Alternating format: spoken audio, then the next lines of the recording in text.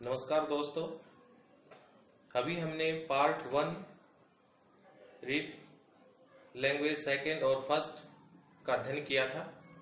आज हम पार्ट 2 में लेके चलेंगे उसी फिगर ऑफ स्पीच का अगला भाग जो पार्ट 2 के रूप में होगा, एलिटेशन, पर्सोनिफिकेशन और राइम स्कीम।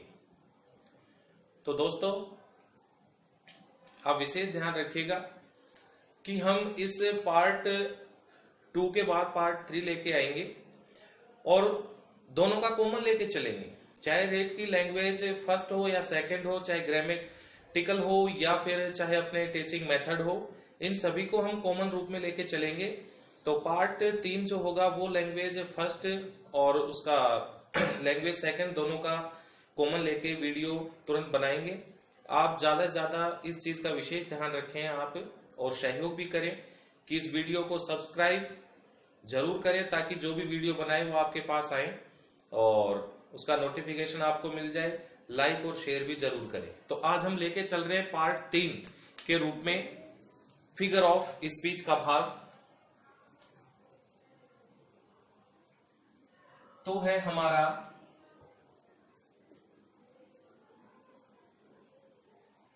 एलिटेशन। एलिटेशन का नाम आते ही हमारे ध्यान में यह आता है कि एलिटेशन को हम रेपिटेशन भी बोल सकते हैं, अर्थात हिंदी में इसको बोलते हैं अनुप्रास अलंकार। हिंदी में क्या बोलते हैं? अनुप्रास अनुप्रास अलंकार बोलते हैं। तो दोस्तों, सबसे पहले तो हम इसके अगर एक डेफिनेशन की बात करें तो देखिएगा, एलिटेशन इज ए विजुअल क्वालिटी में आज शायद आपको थोड़ा सा पिछली बार से बेहतर दिखाई देगा।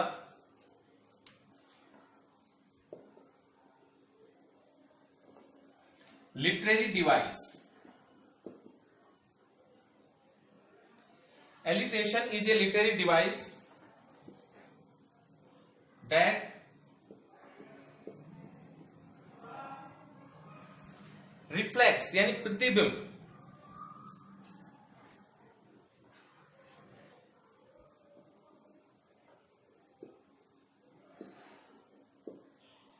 रेपिटेशन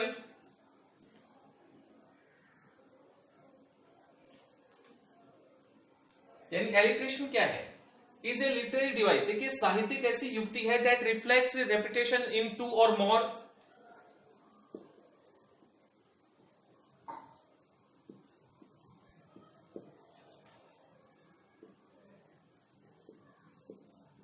वर्ड्स, यानी ये 2 या 2 से अधिक शब्दों के लिए ऑफ इनिशियल कॉन्सोनेंट साउंड।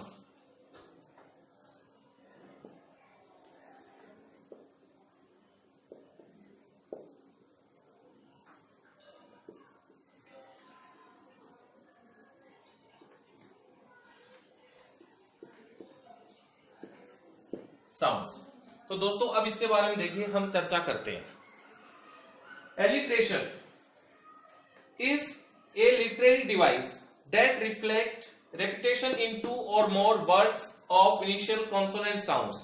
अर्थात यदि अनुप्रास अलंकार किसी भी सेंटेंस के अंदर, किसी भी पोइम या के अंदर जो हमारा स्टैंजा आता है, उसकी जो लाइंस होती हैं, पंक्तियां होती हैं, उनमें या अन्य किसी प्रकार के हमारे साहित्यिक कोई डिवाइस के अंदर यदि कोई लाइन आती है और उसमें कोई अक्षर या वर्ड, उस शब्द का कोई अक्षर बार बार रिपीट हो रहा हो, प्रारंभिक यानी उसी अक्षर से वो और कॉन्सोनेंट साउंड निकलती हो, जैसे एस से कोई वर्ड बन रहा है, वो एस से बनने वाला जो वर्ड है वो बार बार रिपीट हो रहा है, तो उसको हम एलिट्रेशन या अर्थात अनुप्रास अलंकार बोलते हैं। इसका मतलब है कि कोई भी ऐसा शब्द जो किसी के प्रारंभिक जो अक्षर होता है उन शब्दों का बार बार रिपीट हो रहा हो और उनकी ध्वनि भी कॉन्सोनेंट साउंड के रूप में आ रही हो, तो वहां पर अनुप्रास अलंकार होता है। जैसे for example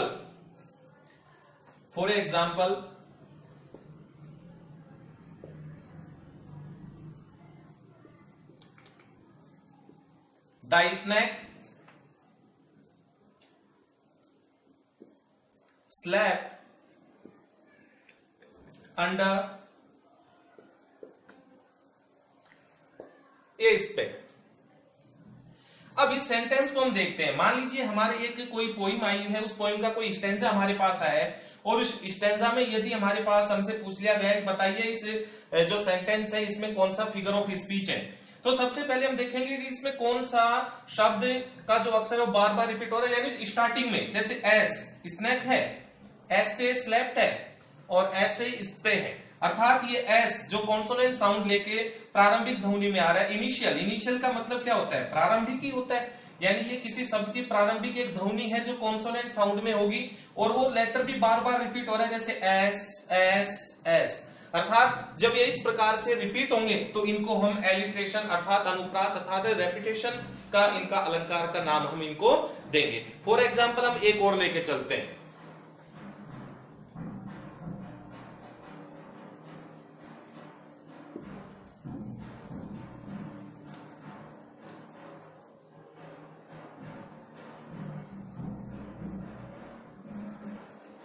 Sheep should sleep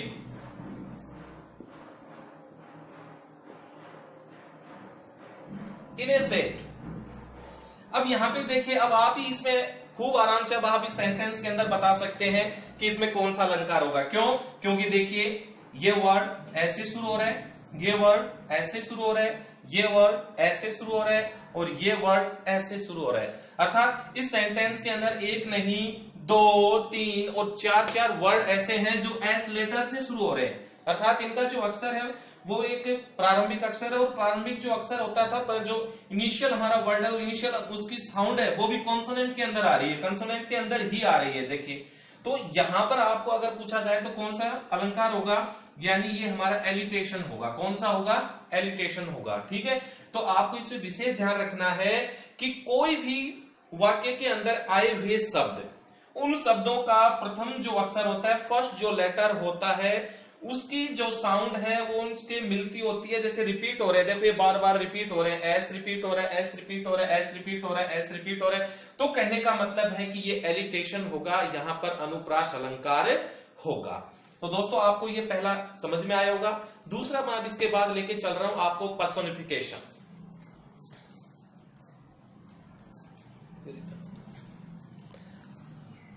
personification लेके चल रहा हूं।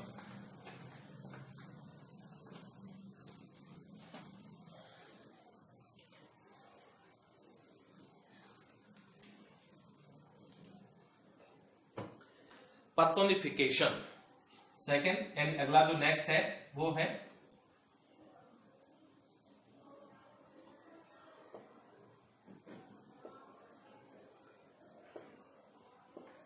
पर्सोनिफिकेशन।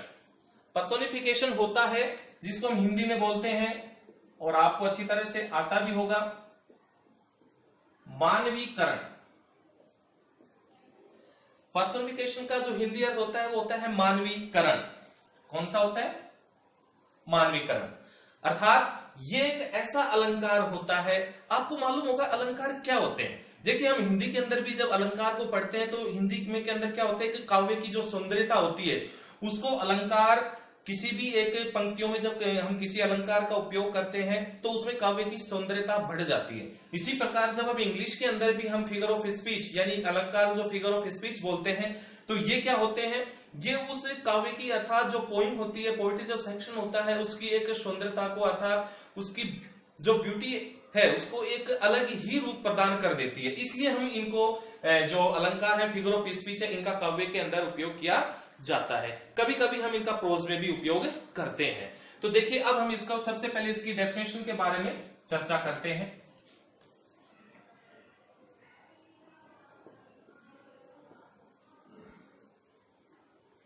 इट ट्रीट्स, यानी जो पर्सोनिफिकेशन होता है, वो मानवीकरण जो अलंकार होता है,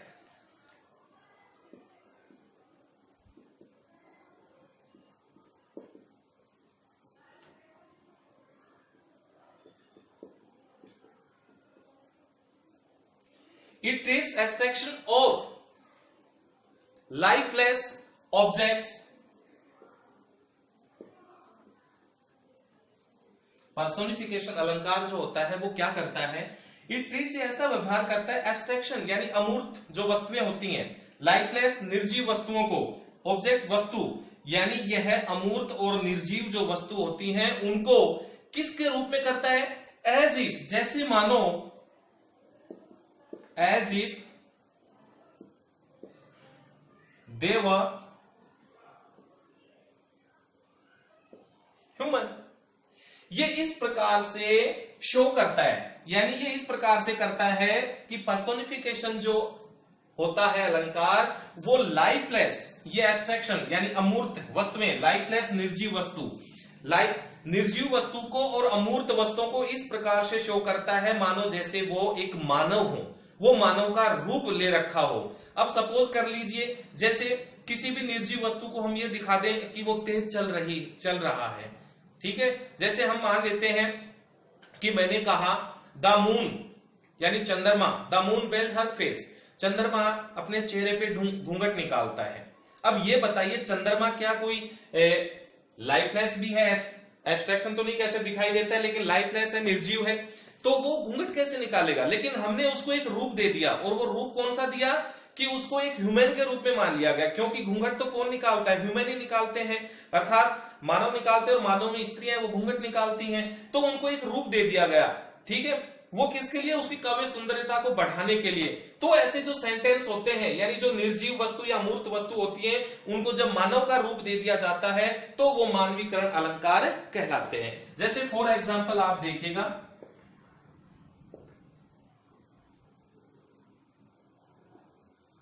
द मून वेल, जो मून है उसने क्या किया? Well her face, sorry, the moon यानी जो चंद्रमा है, वेल घूंघट निकाला, हर फेस कि चंद्रमा ने अपने चेहरे पे घूंघट निकाला, चांद अपने चेहरे पे घूंघट निकाल रहा है। अब चांद को यहां पर इस प्रकार शो कर दिया गया, इस प्रकार दर्शाया गया कि वो मानव है, क्योंकि घूंघट कौन निकालता है? मानव निकालता है। तो इस प्रकार के जो सेंटेंस आते हैं वो पर्सोनिफिकेशन होते हैं, मानवीकरण अलंकार होते हैं। जैसे फॉर एग्जांपल एक दूसरा एग्जांपल देखिए,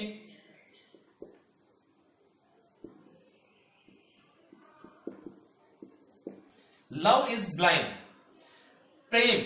अब प्रेम को न तो किसी ने देखा है, क्यों? क्योंकि वो क्या है? एब्स्ट्रैक्शन है, जिसको हम एब्स्ट्रैक्ट नाउन भी बोलते हैं, भाववाचक संज्ञा भी बोलते हैं। न उसको हम देख सकते हैं, न छू सकते हैं, केवल ओनली जो है उसको फील कर सकते हैं, महसूस कर सकते हैं। तो देखिए यहां पे उसको कहा गया है लव इज ब्लाइंड, कि प्रेम है वो अंधा होता है। लेकिन अंधा कौन होता है भाई? कोई जो जानवर होगा, सजीव होगा, कोई ऐसी यानी कोई इंसान होगा, वो अंधा होगा। तो यहां पर देखने का हमें यह होगा कि लव को उसको अंधा दिखाया गया, अर्थात उसको एक मानव का रूप दे दिया गया। तो ऐसे जो सेंटेंस होते हैं, जबकि मानव नहीं है लव, लेकिन इसको एक रूप दे दिया गया, क्योंकि अंधा कौन होगा? अंधा तो इंसान होगा, लेकिन यहाँ पे प्रेम को अंधा बता दिया गया। इसका मतलब है कि ये लव, यहाँ पे लव इज ब्लाइंड, इस ऐसा जो सेंटेंस होता है वो हमारा पर्सोनिफिकेशन होता है। क्यों? क्योंकि इसको मानव का रूप दे दिया गया। अगला और देखिए एक एग्जांपल, द सन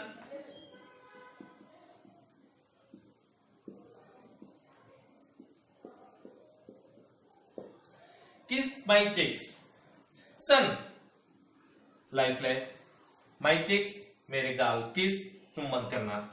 अब सूरज को, क्योंकि सूरज तो हमसे लाखों करोड़ों मीलों दूर है, हम उसके पास भी नहीं जा सकते, लेकिन उसको ऐसा शो कर दिया गया जैसे वो मेरे पास खड़ा है और उसने मेरे गालों को छुआ था, चुंबन किया है, लेकिन वो हमारे पास, हम उसके जा नहीं सकते।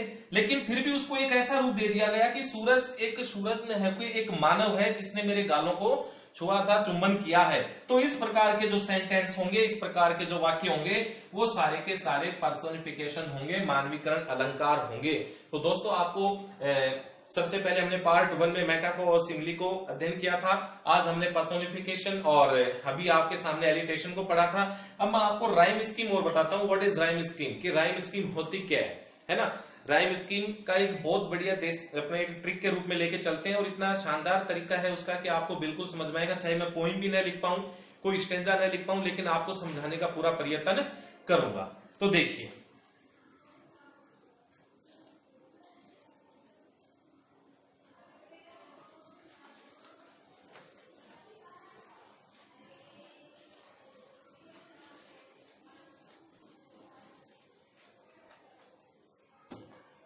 राइम स्कीम के संबंधित हमारे पास पर्सन आते हैं।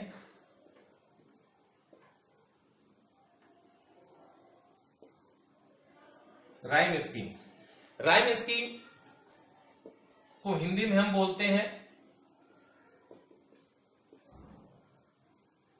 तुकबंदी।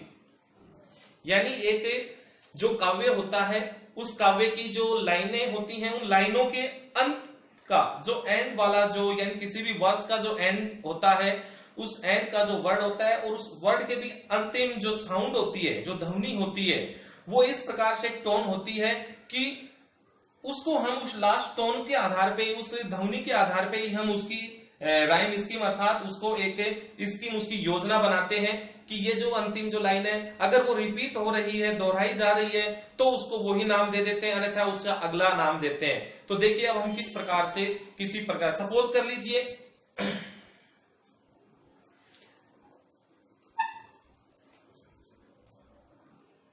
तो देखिए हम राइम स्कीम के बारे में चर्चा कर रहे हैं। राइम स्कीम यानी एक तुकबंदी होती है। A rhyme scheme is a repetition यानी पुनरावृत्ति होती है ऑफ सिमिलर समान साउंड समान ध्वनि होती है टू और मोर वर्ड्स यानी at the end of a verse line. Verse होता है यानी काव्य पोइम के जो अंतिम जो शब्द होते हैं उनका जो उच्चारण होता है उनकी जो ध्वनि होती है उनका जो प्रोनाउंस होता है उनकी रेपिटेशन सिमिलर साउंड होती है समान होती है तो उसको हम तुकबंदी कहते हैं। अब जैसे फॉर एग्जांपल मैंने ये एक स्टेंजा लिया है ये विलियम शेक्सपियर की पोइम का है उसका एक ये स्टेंजा लिया है। अब इस स्टेंजा के माध्यम से मान हमारे पास ये मैं 4 लाइन उस पोइम के माध्यम से 4 लाइन उठाई है। Let me not the marriage of two minds love is not love which alter when it alteration of finds और bend with the remover to remove. अब देखिए जब इसका हम उच्चारण करते हैं तो आप जब भी किसी प्रकार की तो उसको किस प्रकार से नाम देंगे आप उसकी राइम स्कीम कैसे बनाते हैं किसी भी कविता की। तो आज मैं आपको बताता हूं कि एक कविता का जो स्टैंजा आ जाता है एक पोइम का जब स्टैंजा आ जाता है तो उस स्टैंजा का हम किस प्रकार से उसका राइम स्कीम पता कर सकते हैं। तो आज देखिए कितनी शानदार ट्रिक है इसके अनुसार देखिएगा। Late me not the marriage of true minds. अब देखिए अंतिम इस लाइन का जो अंतिम शब्द है वो माइंड्स है। क्या है माइंड्स यानी आपको ये शब्द को बार बार उच्चारित करना पड़ेगा और इसके इस शब्द का भी जो लास्ट साउंड है उस साउंड को बहुत गहराई से आप उसको एक बार माइंड में देखना कि किस टाइप माइंड्स। तो हमने ये माइंड्स इसको नाम दे दिया हमने ए यानी पहली जो लाइन में यहां शॉर्ट में आपको समझा रहा हूं कि इसको नाम दिया हमने ए। ठीक है अब अगर यहां पर ये अंतिम वाली जो साउंड है माइंड्स अगर ये रिपीट हो रही हो माइंड्स अगर ये रिपीट हो रही है तो उसको सेम ही नाम दे देंगे हम ए। अगर रिपीट नहीं हो रही है तो उसको बी दे देंगे अगर वो भी रिपीट नहीं हो रही है तो उसको सी दे देंगे अगर वहां भी रिपीट नहीं हो रही है तो उसको डी दे देंगे। ऐसे उनको अगर रिपीट नहीं हो रही तो उनको अलग अलग नाम देते हुए चलेंगे। अब यहाँ पे करें लव इज नॉट लव। अब यहाँ पे देखिए यहाँ पे आया था माइंड्स तो इसको हमने नाम दिया ए माइंड्स। लास्ट का देखिए उच्चारण फिर आपको रिपीट कर रहा हूं माइंड्स सो माइंड्स। तो कैसा आ रहा है यानी लास्ट का जो उच्चारण है वो क्या हो रहा है सो माइंड्स है ना। तो अब क्या ये लव मिल रहा है लव व यहां पे व आ रहा है व लव देखिए तो ये इससे बिल्कुल डिफरेंट है। तो इसको हमने नाम दिया बी। इस लाइन को हमने नाम दिया कि ये जो राइम स्कीम की जो दूसरी लाइन है ये कौन सी है ये बी नाम दे दिया। चलो हम तीसरी लाइन को चेक करते हैं which alters when it alteration finds अर्थात ये देखिए अब हम इसको उच्चारित करेंगे इसको बोलेंगे तो लास्ट का जो उच्चारण है उस पर ज्यादा ध्यान देने का प्रयास करें आप। जो इस यानी इन सेंटेंस का जो अंतिम शब्द होता है अंतिम शब्द का भी जो अंतिम उच्चारण होता है जो ध्वनि होती है जो साउंड होती है उस पर आपको विशेष फोकस करना है। तो देखिए यहां पे था माइंड्स यहां पे है फाइंड्स यानी इन दोनों का जो अंतिम देखिए लेटर नहीं मिल रहे वर्ड अलग है। वर्ड यहाँ पे एन से शुरू हो रहा है माइंड यहाँ पे एफ से शुरू है लेकिन इनका लास्ट का उच्चारण देखिए साउंड देखिए सेम है माइंड्स फाइंड्स अर्थात ये जो साउंड है वो यहाँ पे रिपीट हो रही है तो यहाँ पे हमने ए नाम दिया था। अब इसको हम ए क्योंकि नाम वही साउंड रिपीट हो रही है तो इसको ए दे दिया। क्या दे दिया ए दे दिया। अब और bands with the remover to remove love remove यानी व का उच्चारण यहां भी आ रहा है तो इसको हमने नाम दे दिया बी। क्यों? क्योंकि ये सेम जो साउंड है ये साउंड यहाँ पे रिपीट हो रही है, इसलिए इस जो पोइम की जो राइम स्कीम है, अब इसको हम अलग अलग लिख के पता करें तो राइम स्कीम पहली लाइन में ए है, दूसरी की बी, फिर ए है और फिर बी है। तो कहने का मतलब है इस पोइम की जो राइम स्कीम है ये आपके, जहां तक मेरा मानना है, आपके रीड के चाहे हमारी सेकंड जो भाषा है इंग्लिश, उसमें जहां तक मेरा मानना है 1% इसका जरूर आएगा। क्यों? क्योंकि राइम स्टेंजा देंगे, स्टेंजा के अंदर से आपके फिगर ऑफ स्पीच से लिटरेरी जो terms of figure of speech वगैरह इनसे आपसे पर्सन जरूर पुट अप करेंगे आपके सामने। तो अब देखिए कितना शानदार है, ये पर्सन आपका बहुत क्लियर हो गया होगा। इस प्रकार से हम ए बी और ये हमारे इस प्रकार से ऑप्शन आएंगे कि इस पोएम की राइम स्कीम क्या है, तो आपको इस प्रकार से पता करना पड़ेगा। तो इस पोएम की राइम स्कीम क्या है? A B. अगर आपके ये भी समझ में नहीं आया, मैंने एक पोएम का स्टेंजा लिया, उस स्टेंजा के माध्यम से आपको मैंने बताने का प्रयास किया। अब मैं देखिए आपको एक और छोटे छोटे टुकड़े करके बताता हूं, शायद आपके वो और भी बेहतर तरीके से समझ में आ जाए। मान लीजिए कि हमारे पास पोइम है, कोई भी पोइम है, मान लेते हैं ये पोइम है और इस पोइम की पहली जो लाइन है, मैं बोर्ड एक बार साफ कर रहा हूं, आपको और बताने का प्रयास करूंगा, एक बार देख लीजिएगा। यानी इसके जो एग्जाम्पल है मैं राइम स्कीम के और बताने का प्रयास करता हूं। एग्जाम्पल तो, लेकिन ये ट्रिक है जो आपके समझ में आ सकती है। देखिएगा, मान लीजिए मैं एक ये स्टेंजा उठाया मैंने किसी पोइम से, ठीक है, और उस कोई भी स्टेंजा, मान लीजिए ये हमारे पास एक स्टेंजा है, किसी पोइम का हमारे पास ये स्टेंजा है, ये फर्स्ट लाइन है और इसका जो अंतिम जो लास्ट जो वर्ड है वो है वाम, ठीक है जी। एक दूसरी लाइन इसी में आ रही है,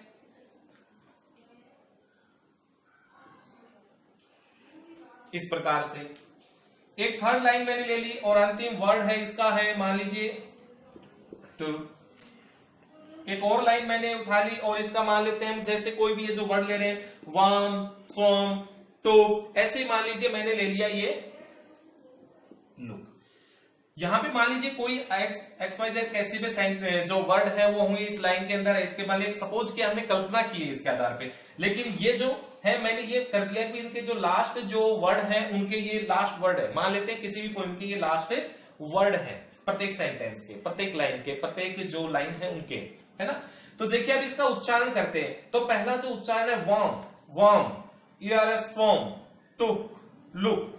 तो यहां पे देखिए ये जो उच्चारण है वाम, मैं का उच्चारण आ रहा है, सोम, मैं का उच्चारण आ रहा है, टुक, को, कर यानी ए, लुक, अ, वाम।